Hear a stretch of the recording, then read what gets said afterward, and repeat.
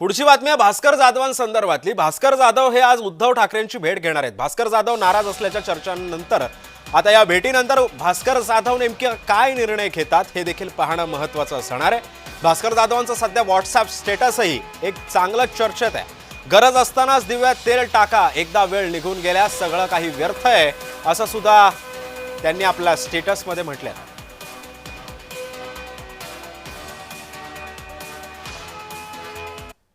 दरम्यान या संदर्भामध्ये संजय राऊतांनी नेमकी काय प्रतिक्रिया दिली आहे पाहूयात।